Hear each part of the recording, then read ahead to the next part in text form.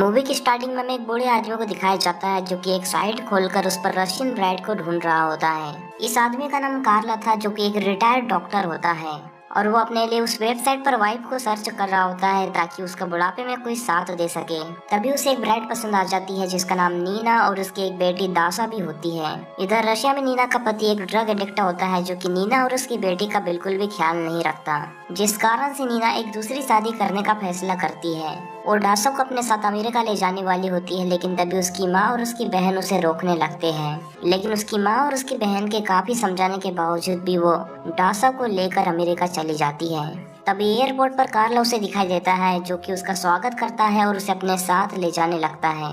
घर जाते हुए कार्ला उसे बोलता है कि उसे बहुत ज्यादा खुशी हुई कि तुम यहाँ पर आई हो। तभी नीना के पूछने पर कार्ला उसे बताता है कि वो ड्राइवर ही नहीं बल्कि पूरी प्रॉपर्टी का ख्याल रखता है और वो बोल इसीलिए नहीं सकता क्योंकि वो बेजुबान है। इसके कुछ टाइम बाद वो लोग घर पर पहुंच जाते हैं जहां पर नीना उसके बड़े से घर को देखकर काफी ज्यादा खुश हो जाती है। तभी कार्लो उन्हें बताता है कि ये घर काफी ज्यादा सुनसान इलाके में है और यहाँ से 20 माइल्स की दूरी पर कोई भी घर मौजूद नहीं है। तभी वो ड्राइवर दासा को अजीब तरीके से देखने लगता है, जिसे देखकर दासा डर जाती है और उसे पूछने लगती है कि क्या ये ड्राइवर भी तुम्हारे साथ रहता है, जिस पर कार्लो उन्हें बताता है कि नहीं, वो यहाँ से दूर रहता है। इसके बाद वो लोग अंदर जाते हैं जहाँ पर कार्लो उन्हें मारिया से मिलाता है। मारिया उस घर की सर्वेंट होती है। नीना को उन दोनों को देखकर लगता है कि वो कुछ छुपा रहे हैं। इसके बाद कार्लो उन दोनों को उनका रूम दिखा देता है। तभी दासा को वहाँ पर एक आत्मा दिखाई देती है जिसे देखकर वो काफी ज्यादा डर जाती है। उसकी चीख सुनकर कार्लो और मीना वहाँ पर आते हैं, लेकिन वहाँ पर अब कुछ भी नहीं होता। लेकिन वहाँ पर सिर्फ एक मैनीक्यून मौजूद थी। तभी दासा उसकी मॉम को बताती है कि मैंने यहाँ पर सच में किसी औरत को देखा था। लेकिन नीना ये सोचकर चुप हो जाती है कि वहाँ पर मैनीक्यून थी, जिसे देखकर शायद उसकी बेटी दासा डर गई होंगी। तभी नीना कार्लो से एक बंद रूम के बारे में पूछने लगती है, जिस पर कार्लो उन्हें बताता है कि ये मेरे बेटे का रूम था, जिसके एक डिसीज के कारण उसके सारे बॉडी ऑर्गन खराब होने लगे थे और इसी कारण से उसकी पत्नी भी उसे छोड़कर चली गई थी।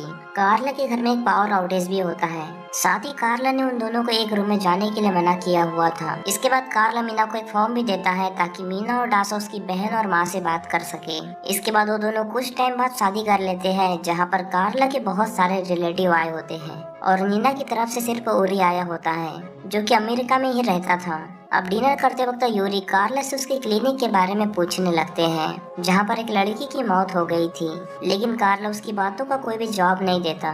तभी एक लड़की को साइन दिखाकर दासा को डराने लगती है। इन्हें देखकर ऐसा लग रहा था कि मानो कि वो फैमिली उनसे कुछ छुपा रही हो। इसके बाद नीना उसके अंकल यूरी को छोड़ने के लिए जाती है, जहाँ पर उसका अंकल उसे संभल कर रहने के लिए बोलता है। इसके बाद अंकल यूरी वहाँ से निकल जाता है और कार्ला का ड्राइवर पीछे से आकर उसे ठोकर मार देता है और फिर उसे कार में ही जिंदा जला देता है। इधर नीना कार्लो को ड्रग्स लेते हुए देखती है। नीना के पूछने पर कार्लो उसे बताता है कि अब मेरी उम्र हो चुकी है तो वो ड्रग ले सकता है, उसे कोई भी फर्क नहीं पड़ने वाला। इसके बाद नीना उसे बोलती है कि तुम दासा से दूर रहना, क्योंकि दासा को ड्रग्स लेने वाले इंसान बिल्कुल भी पसंद नहीं है, जिस पर कार्ला उसकी बात मान जाता है। इसके बाद नीना उस सर्वेंट के पास आती है और उससे कार्ला के बारे में पूछने लगती है। तब उसकी सर्वेंट उसे बताती है कि जब से कार्ला का बेटा मरा है तब से कार्ला ने ड्रग्स लेना चालू किया है ताकि वो अपने बेटे की मौत का दर्द झेल सके। इसके बाद कार्ला मीना और दासा को अपने साथ कल मॉर्निंग में हॉर्स राइडिंग पर चलने के लिए बोलता है, जिस पर मीना उसे बोलती है कि दासा की तबीयत ठीक नहीं है, इसलिए मैं कल तुम्हारे साथ अकेले ही हॉर्स राइडिंग पर चलूंगी। सुबह होते ही कार्ला नीना के घोड़े की सैडल तोड़ देता है और उसके बाद वो दोनों हॉर्स राइडिंग करने के लिए जाते हैं। दूसरी तरफ मारिया दासा का ख्याल रख रही होती है। तभी वो दासा के ड्रिंक में कुछ नशीली पदार्थ मिलाकर उसे दे देती है। इसके बाद जब दासा उस ड्रिंक को पीती है तब उसे नशा हो जाता है और उसे सामने भूत दिखाई देता है, जिसे देखकर वो पागलों की तरह बाहर भागने लगती है। इधर नीना के घोड़े का सैडल टूट जाता है और वो नीचे गिरकर बेहोश हो जाती है। इसके बाद कार्लो उसके पास आता है और देखता है कि नीना अभी तक जिंदा है। फिर वो वहाँ पर पड़ा हुआ पत्थर उठाता है और नीना को मारने की कोशिश करता है, लेकिन तभी वहाँ नीना की बेटी दासा आ जाती है और नदी में छलांग मार देती है। ये देखकर कार्लो रुक जाता है और नदी में जाकर दासा को बचा लेता है, जिसे देखकर हम क्लियरली समझ पाते हैं कि कार्लो को नीना की नहीं बल्कि दासा की जरूरत है। इसी बीच नीना को भी होश आ जाता है और ये सभी लोग घर पहुंच जाते हैं, जहां पर जाकर कार्लो उनका ट्रीटमेंट चालू करता है। रात को दासा अपनी माँ को बताती है कि उसे फिर से वही गोश्त दिखाई दिया था, जो उसे कह रहा था कि वो दोनों यहाँ से जल्दी से चले जाएं, नहीं तो कार्लो उन्हें मार डालेगा। ये सुनकर नीना को उसके ऊपर विश्वास नहीं होता। इसके बाद वो कार्ला के पास आती है और उसे कुछ सवाल करने लगती है और उसने खुद अपने हाथों से साइडल चेक करके तैयार किया था। इसके बाद वहाँ पर एक पुलिस ऑफिसर आता है जो अंकल यूरी की मौत के बारे में बताता है। वो बताता है कि कल रात अंकल यूरी की एक्सीडेंट के कारण मौत हो गई। नीना को ये सब सुनकर काफी ज्यादा डर लगता है। अब नीना को सच में लगने लगा था कि वहाँ पर कुछ न कुछ गड़बड़ जरूर है। अगले दिन जब नीना खाना बना रही होती है तब उसे किचन की विंडो पर रन दिखा देता है। जब वो विंडो के पास जाकर देखती है तो उसे वहाँ पर कार्ला का ड्राइवर दिखाई देता है, पर वो बेजुबान होता है जिस कारण से वो उसे कुछ भी नहीं बता पाता, जिस कारण से नीना वहाँ से वापस चली जाती है। अब रात को नीना सोते वक्त देखती है कि कार्ला उसके बेड के पास नहीं है, जिस कारण से वो कार्ला को ढूंढने के लिए जाती है। तब नीना को उसी दरवाजे से आवाज आने लगती है जहाँ पर कार्ला ने उसे जाने के लिए मना किया था। इसके बाद नीना मारिया को आवाज देने लगती है और दरवाजे के पीछे से आवाज आना बंद हो जाती है। इसके बाद डासा नीना को बताती है कि कार्ला उसके रूम में आया था और वो उसे टच करने की कोशिश कर रहा था। अब ये बात सुनकर नीना को काफी ज्यादा गुस्सा आता है और वो ये सब बात अपनी माँ को बताने के लिए जाती है, लेकिन उसका फोन अचानक से डिस्कनेक्ट हो जाता है और उसकी माँ को कॉल नहीं लग पाता। इसके बाद जब कार्ला वहाँ पर आता है तो वो इसके बारे में पूछने लगती है, लेकिन कार्ला काफी ज्यादा जल्दी में होता है जिस कारण से वो बाद में बात करने का बोलकर चला जाता है। इसके बाद हम देखते हैं कि वो ड्राइवर और डासा काफी ज्यादा अच्छे दोस्त बन गए होते हैं और वो साथ में मूवी भी एंजॉय करने लगे थे।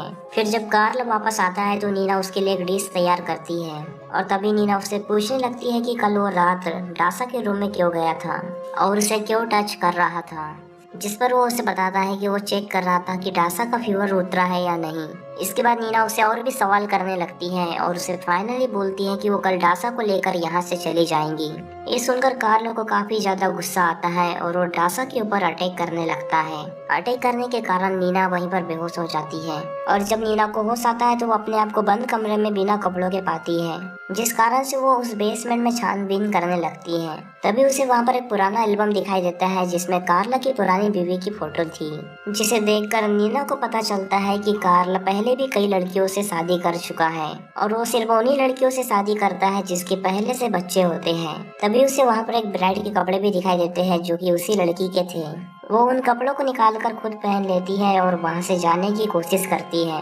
वो सामने वाली दीवार को तोड़ देती है और तभी उसे वहाँ पर एक लाश दिखाई देती है। वो लाश उसी लड़की की होती है जिससे कार्ला ने पिछले टाइम शादी की थी। फिर नीना उस रास्ते से ऊपर आती है और कार्ला के ऊपर गन तान देती है, पर तभी कार्ला गन छीनकर उसी के हाथों पर शूट कर देता है। इसके बाद नीना वहीं पर बेहोश हो जाती है। जब नीना को होश आता है तब कार्ला उसे बताता है कि उसने इसलिए उसे नहीं मारा क्योंकि वो उसे पसंद करता है। इसके बाद वो नीना को एक रूम में लेके जाता है जहाँ पर उसकी बेटी एक बेड पर लेटी हुई थी और साथ ही कार्ला उसे अपने बेटे से भी मिलवाता है जो कि असल में जिंदा होता है। इसके बाद कार्ला उसे बताता है कि दरअसल उसका प्लान था कि वो डासा के ऑर्गन को निकालकर अपने बेटे की बॉडी में लगाएगा, इसीलिए वो हॉर्स राइडिंग करते हुए नीना को मारना चाहता था। लेकिन तभी उसकी बेटी वहाँ पर आ गई जिस कारण उसकी बेटी को बचाना पड़ा और डासा को नींद की दवाई इसीलिए दी गई थी ताकि वो उसका ऑपरेशन कर सके और इसीलिए कार्ला उन्हीं लड़कियों से शादी करता था जिसके पहले से बच्चे हो ताकि वो उन बच्चों के ऑर्गन उसके बेटे में लगा सके।